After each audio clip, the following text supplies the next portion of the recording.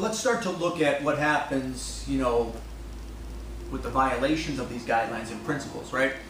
With the growing demand for jiu-jitsu instruction, literally thousands of schools have opened all around the world.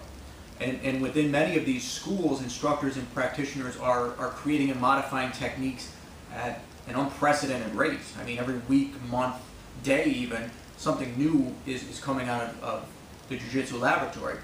The problem is that most of these techniques violate the first guideline of Gracie Jiu-Jitsu. They're not street applicable. And the main reason for this divergence from the foundational principle is that these instructors are creating techniques for sport competition rather than a real street fight.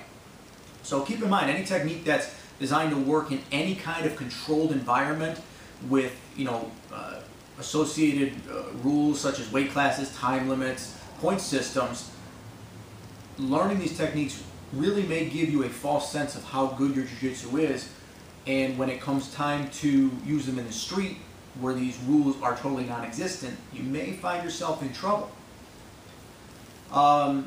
Violation of the remaining two principles occurs when fast, strong, athletic, flexible instructors begin modifying techniques where, like Elio Gracie had a lack of athleticism that forced him to develop techniques that relied exclusively on the leverage, making them usable for any student.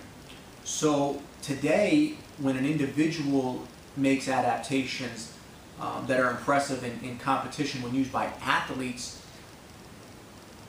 many of their solutions aren't necessarily good for you and I. A student who is a little slower, a little weaker, a little less flexible, tries to do some of these variations, they're going to face a lot of difficulty because of their lack of athleticism. So the reliance on excessive energy or unnatural movements are going to lead to exhaustion for this non-athletic person, at which point they're going to realize they're in trouble. So during your odyssey towards mastering this beautiful art, your knowledge of the Gracie guidelines are going to serve you in two significant ways. First, it's going to allow you to solve problems on your own by modifying techniques in accordance with these principles. And second, it's going to permit you to recognize the throng of polluted techniques out there being developed by instructors and practitioners who just aren't sticking to the core of what a martial art is, a fighting art, not a sport art. See everybody on the mats.